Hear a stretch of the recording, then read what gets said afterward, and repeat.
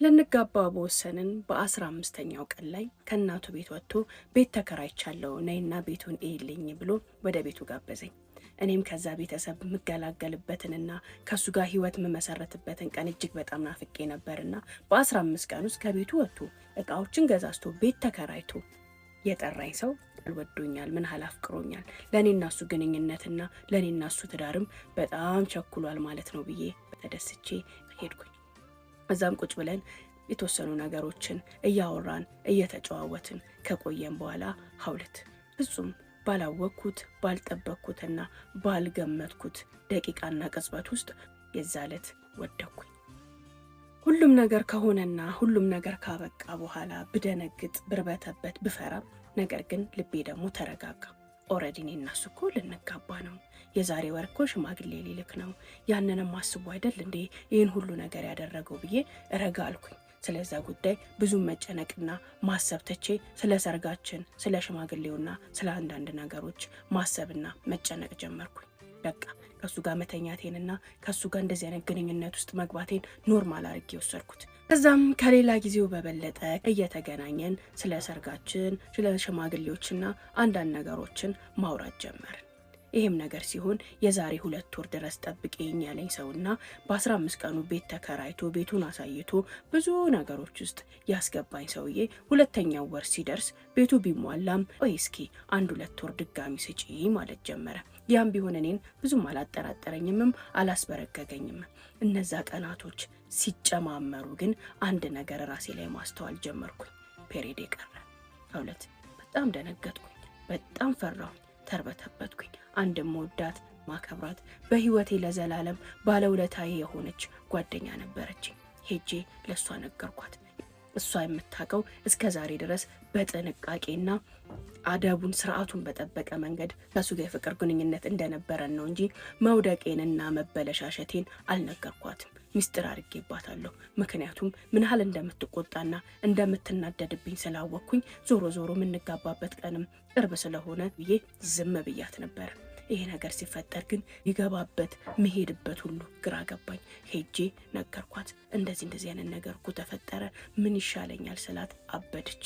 በጣም ተቆጣችኝ። ምን አስበሽ ነው? ምን ሆነሽ ነው? ይህን ያህል ጊዜ ታግሰሽ ለትዳር 1 ወር 2 ወር በሚቀርሽ ሰዓት እንደዚህ አይነት ውድቀት ላይ እንዴት ትገቢያለሽ? ይህን ነገር ካንቺ አልጠብቅም እያለች አበደችብኝ። ነገር ግን ነገሩ አንድ ይሆናልና ምን እናደርግ እያልን መማከር ጀመርን።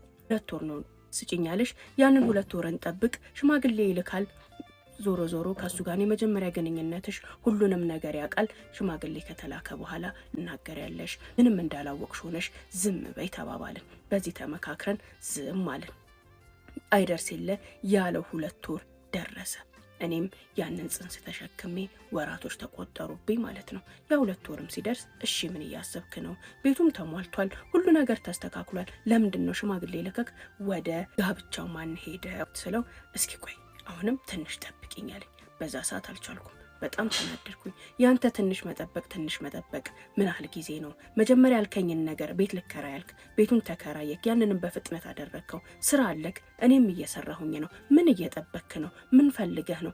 ወይስ አመቱን ሙሉ ያስጠበቅኩንና ክብሬን ጠብቄ ኖሬ ዛሬ ልታገባኝ ነው ብዬ ሳስብ ስለወደኩልህ ነው አልኩት። እንደዛ ማለት ፈልጌ አይደለም፣ ግን በቃ ተረጋጊ አለኝ። መረጋጋበት ሁኔታ ላይ አይደለም ያለሁት፣ አርግዣለሁ አልኩት። ይህም በምነግረው ሰዓት ሙሉ ለሙሉ ፊቱ ተቀያየረ። ምን አለኝ? አርግዣለሁ። ዝም ያልኩህም እስካሁን ስላላወቅኩት ነበር። አሁን ግን አርገዜን አውቄያለሁ። ስለዚህ ሆዴ ሳይገፋና ከቤተሰቤም ጋር ከማህበረሰቡም ጋር ሳልጣላ በፍጥነት ወደ ጋብቻው መግባት አለብን አልኩት። አላምንሽም አለኝ። ለምንድን ነው ማታምነኝ አልኩት። ሆን ብለሽ ተሯሩጠን ሰርግ ውስጥ እንድንገባና ጋብቻ ውስጥ እንድንገባ ያደረግሽው ነገር ነው እንጂ በዚህ አጭር ጊዜ ውስጥ እንዴት ነው እንደዛ ሊሆን የሚችለው አለኝ። ለእርግዝና እኮ 1 ቀን 2 ቀን 3 ቀን ወይ 3 ዓመት 4 ዓመት አይደለም፣ የአንድም ቀን ግንኙነት ወደ እርግዝና ሊያመጣ ይችላል። ይሄ ነገር እውነቴን ነው ተፈጥሯል። ካላመንከኝ ሐኪም ቤት እንሄድ አልኩት።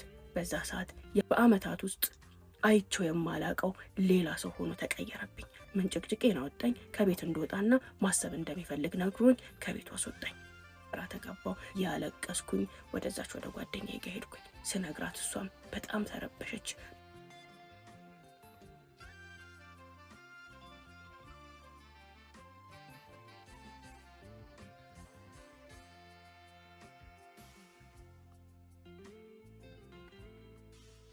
ደውላችሁ ልታናገሩን ትችላላችሁ። ምርትና አገልግሎታችሁ በጥሩ ሁኔታ ተደራሽ ይሆናል ብዬ እጠብቃለሁኝ። ሌላው ቤተል ኤጂ ሞል 1ኛ ፎቅ ሀውለት ጋር በሉና አባያ፣ ጫማ፣ ቦርሳ ሀውለት ጋር ሳታዩ እንዳትገዙ እያልኩኝ ቀጥታ ወደ ታሪኩ ገባለሁ። ያው አንቺም እንደደነገጥሽ እኮ እሱም ይደነግጣል። ምናልባት ድንገተኛ ነገር ስለሆነበት ደንግጦ ይሆናል ተባብለን አባብላኝ ወሰነ ቀናትን ከጓደኛዬ ጋር እየተማከርን እሱም አስቦበት ያናግረኛል፣ አስቦበት ይመጣል እያልን ጠበቅ ነው። ነገር ግን ለሳምንታት ያህል አልፈለገኝም፣ አልመጣም፣ ሊያገኘኝም አልሞከረም። ከሳምንታት በኋላ እኔና ጓደኛዬ ሆነን እናናግረው ሄድን። ስናናግረው ጭራሽ ፊቱን አዙሮ አላቅሽም አለኝ። ማመን አልቻልኩም። ምን አልኩት? ፈጽሞ አላቅሽም፣ ከዚህ በኋላ አጠገቤም ላይ እንዳትደርሺ አለ። ጓደኛዬም እጅግ በጣም አበደች። ምን እያልክ ነው? 1 ዓመት ሙሉ ካንተ ጋር ነበራችሁ ወይ? ግንኙነታችሁን እኮ እኔም አውቃለሁ፣ አንተ እኔንም ታውቀኛለህ። ምን እያልክ ነው? ይሄ ነገር እኮ የተፈጠረው እሷም ስላመነችህ ነው እንጂ እስከ ዛሬ ድረስ ራሷን የምትጠብቅ ምን ያህል ጨዋ ሴት እንደነበረች ታውቃለህ። እንዴት አደርጋታለህ? የልጅቷንም ህይወት አታበላሽ፣ ስሜቷንም አትጉዳ ብላ በጣም ተናዳ ተናገረችው። ነገር ግን ማናችንንም ሊሰማን አልፈቀደም። ከአካባቢው ላይ አመነጫጭቆ ውሻ አርጎ አባረረን። ማመን አልቻልንም። ሁለታችንም እያለቀስን ወደ ሰፈር ተመለስን።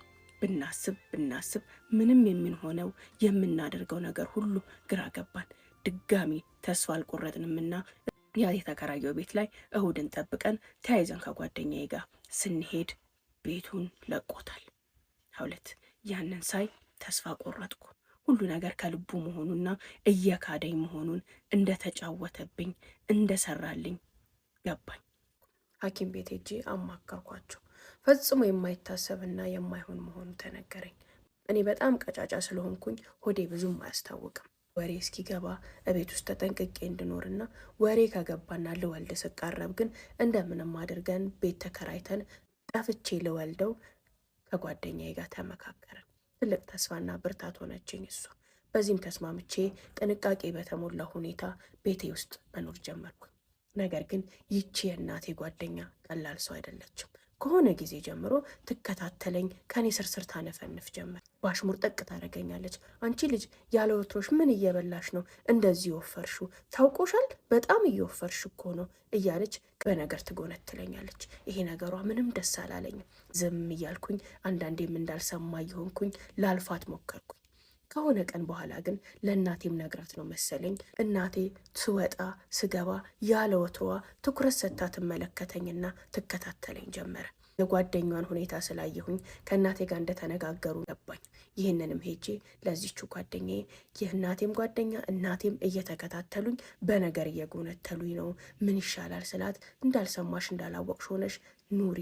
አሁን ከቤት ብትወጪና ብትጠፊ ለቀለብም ሆነ ለቤት ኪራይ የምንከፍለው አይኖረንም። ነገር ግን ልትወልጂ አንድ ወር ከቀረሽ በኋላ የ1 ወርና የ2 ወር የቤት ኪራይ ኬትም ብለን እንከፍላለን፣ ምግብም እንደምንም እናደርጋለን አለችኝ። እሺ ብዬ መኖሬን ቀጠልኩኝ። አንድ ቀን ግን እናቴና ይቺው ጓደኛዋ ቤት አስጠሩኝ። ሲሄድ ወጥራ ያዘችኝ። እናቴ አንዳች የተለየ ነገር አንቺ ጋር እያየሁኝ ነው፣ አርግዘሻል አለችኝ። ኧረ በፍጹም አልኳት። አትዋሽኝ፣ እኔ ዋሽተሽኝ፣ እኔን ደብቀሽኝ መፍትሄ ሳንፈልግ ወንድምሽና አባትሽ ጋር ከደረሰ ይገሉሻል፣ እባክሽ ንገሪኝ። እሱንም እስር ቤት አንቺንም ቀብር ነው ማገኛችሁ። ያለውን ነገር ለኔ ንገሪኝ፣ መፍትሄ እንፈልግለት ብለው ወጥረው ያዙኝ። በመጨረሻም ነገርኳት።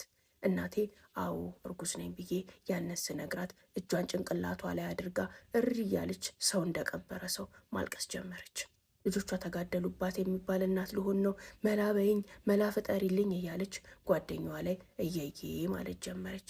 እቺ ጓደኛዋም በቃ አሁን ተረጋጊ፣ ትንሽ ነገሩን እናስብበትና መፍትሄ እንፈልጋለን ተባብለን በዛው ተለያየን። ይህን ነገር ሳይ ግን ሁኔታው አላማረኝም። የእናቴ ሁኔታ ይበልጥ አስፈራኝ። እውነት ነው፣ ወንድም ይሄን ነገር ካወቀ ሆዴን ረግጦ ነው የሚገለኝ። ያ ደግሞ ለሙሉ ቤተሰቡ ስቃትና መከራን ማምጣት ነው ብዬ አሰብኩኝ። እናቴም ካወቀች ጊዜ ጀምሮ እንቅልፍ አጣች። ከቀን ወደ ቀን እያየኋት እየጠወለገች መጣች። ያኔም ወሰንኩኝ፣ በቃ ከቤት ወጥቼ መጥፋት አለብኝ። ከጓደኛዬ ጋር ተመካክረን በቃ የመጣው ይምጣ የሆነው ይሁን ብለን ወጥቼ ጠፋ።